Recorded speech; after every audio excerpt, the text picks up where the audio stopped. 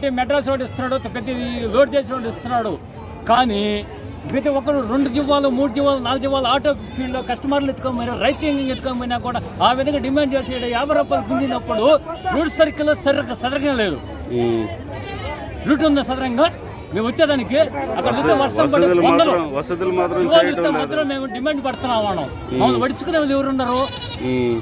వసతులు చేసి ఇచ్చేది లేదు, డిమాండ్లు మొత్తం చేస్తున్నారు. డిమాండ్లు ఉన్నాయి. అక్కడ నుంచి చూస్తే రూట్ మీద మొత్తం ఎక్కడ చూస్తే అక్కడ ఆపేస్తున్నారు బళ్ళు. అవసరం ఎవరికి ఉంది?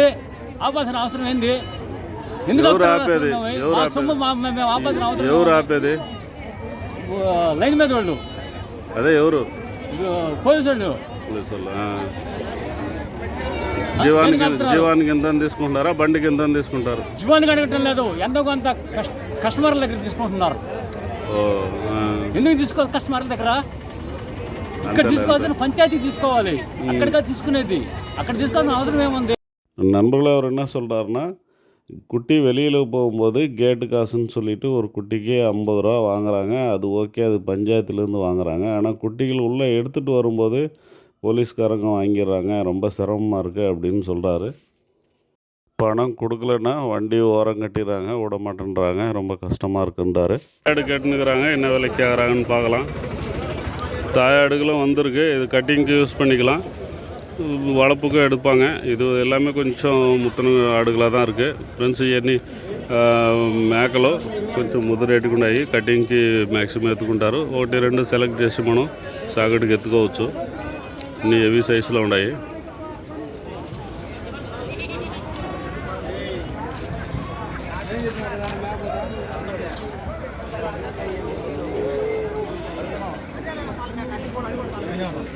இங்கே கூட வெள்ளாடுகள் வந்திருக்கு, குட்டியோடு இருக்குது, கட்டிங்க்கு யூஸ் ஆகிறதும் இருக்குது. எல்லாம் மிக்சிங்கில் வச்சுருப்பாங்க.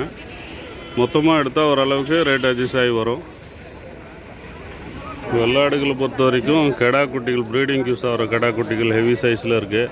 ஆனால் ఏం చెప్తున్నారు నైట్నే పెద్దవి అంతా మేకల ముందుకు పనికొచ్చేటే కదా, ఏం చెప్తున్నారు అది ధర? ఇది 26,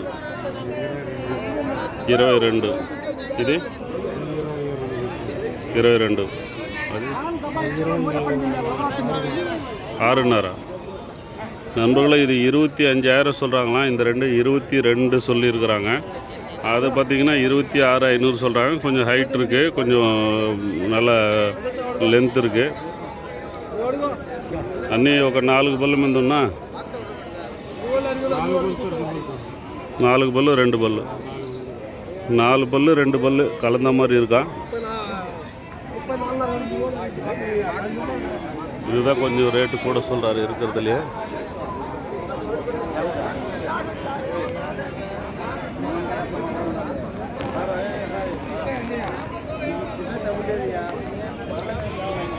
இது 25 சொல்கிறாரு. ஹைட்டு இருக்குது நல்லா.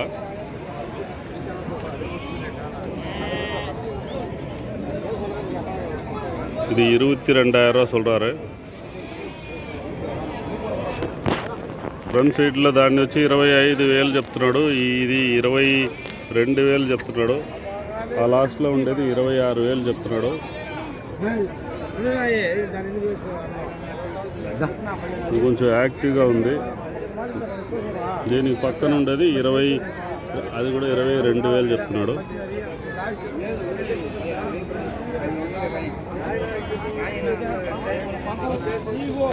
இன்னுமே நிறைய இருக்குது. இந்த மாதிரி தான் ஏறக்குறைய ரேட் இருக்கும். కొంచెం మీడియமாக இருக்குது. ఇది ఏం చెప్తున్నారు నా రేటు? ఏం చెప్తున్నారు? ఇది ఇది ఇది ఇది ఒకటి చెప్పండి. 15,000. நம்ம முன்னே பார்த்ததை விட கொஞ்சம் சின்னது 15,000 சொல்கிறாங்க ஃப்ரெண்ட்ஸ். இது 15,000 చెప్తున్నాడు. తెల్లది இது வெள்ளை இருக்கிறது வந்து 13,000 சொல்கிறாப்புல. நல்லா இருக்குது சைஸு, இன்னுமே வளரும். 2 பல்லுண்ணா பல்லே இல்லை, இன்னுமே பல்லு போடலையா, அப்போனா இன்னுமே ஹெவியாக வளரும். நான் முன்னாடி அந்த செம்மறி ஆடு வீடியோவில் சொன்ன மாதிரி, அதாவது வளர்ப்பு குட்டிக்கு வீடியோவில் சொன்ன மாதிரி, அந்த வாய் புண்ணு பார்த்திங்கன்னா அது வந்து எஃப்எம்டி கிடையாது, ஆர்ஃபுன்னு சொல்லுவோம். சாதாரணமாக வாய் புண்ணு மாதிரி தான். ட்ரீட்மெண்ட் இருந்தால் எந்த அளவுக்கு ஆகிருக்காது, அது முன்னாடியே சரியாக இருக்கும். ఇది ఈ నోటు పుండే సాదా పుండే కదా అది పొడుస్తుంది సాధారణంగా మన పసుపు వేప నూనె అమ్మారు పెడితే పొడుస్తుంది కొన్ని మంది నోటు పుండు అంటే గాలి అనుకుంటారు ఇది నార్మల్ ఇది వేరా వేరు అదే ఇది సాధారణంగా పొడుస్తుంది మందు పెట్టుంటే ఇంత రాదు ఇది இப்போ அதுவே எஃப்எம்டி இருந்தால் வாய்ப்புண்ணு கால் புண்ணு எல்லாம் வரும் வாய்ப்புண்ணு மட்டுமே வந்திருந்தா கூட அது சளி இருக்கும் கழிச்சல் இருக்கும் ஒரு மாதிரி ஆடு வந்து டல்லாக இருக்கும் முடியெல்லாம் சிலுத்துட்டு இருக்கிற மாதிரி இருக்கும் அது வைரஸ் டிசீஸ் பார்த்த உடனே நம்ம சொல்லிடலாம் இது வந்து நார்மலான வாய்ப்புண்ணு ఫ్రెండ్స్ కొన్ని జీవాలలో నోటి పుండు కనబడుతుంది అది గాలి కాదు సాదా పుండే మందు పెడితే పొడుస్తుంది అదే మరి కొన్నిట్లో కాలు పుండు కూడా కనబడుతుంది కాలు పుండు అంటే కాలు కింద పెట్టడం లేదు దాన్ని చూసి మనకు పుండు ఉండే మరి తెలుస్తుంది అయితే జీవం యాక్టివ్గానే ఉంది అది ఈ వాన కాబట్టి కాలు పాసి ఉంటుంది வேறையும் లేదు நண்பர்களே வாய்ப்புன்னு மாதிரியே சில இடங்களில் காலும் வந்து புண்ணு இருக்கிற மாதிரி இருக்குது கால் புண்ணுன்னா அது கால் கீழே வைக்க மாட்டேங்குது சேறு சகதியினால் அதாவது இந்த மழையினால் அது வந்து சேத்து புண்ணு மாதிரி வந்திருக்கு அதுவும் எஃப்எம்டியும் வேறு அது எஃப்எம்டி கிடையாது இருந்தாலுமே அந்த குட்டியை நீங்கள் எடுக்காதீங்க அது எடுக்க தேவையில்லை இருந்தாலுமே அது ஸ்ப்ரெட் ஆகுமோ அப்படின்னு சொல்லிட்டு நீங்கள் பயப்படுவீங்க அதனால் நான் சொல்கிறேன் எஃப்எம்டி வந்து அங்கே இங்கே இருக்குது ஆனால் பெரிய அளவில் இந்த வருஷம் இன்னுமே பரவலை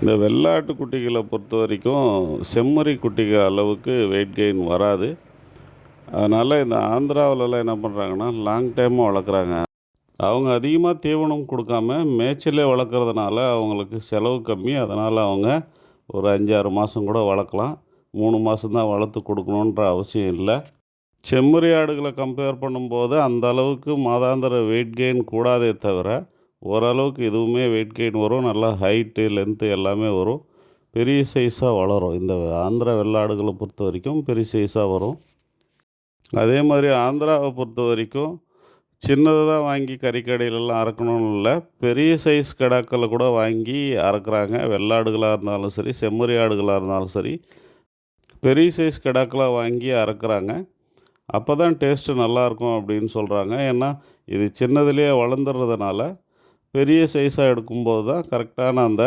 பதத்தில் இருக்கும் அப்படின்னு சொல்கிறாங்க அதனால் பெரிய சைஸ் கிடாக்களை ப்ரீடிங்க்கு மட்டும் இல்லாமல் கறிக்குமே இங்கே எடுக்கிறாங்க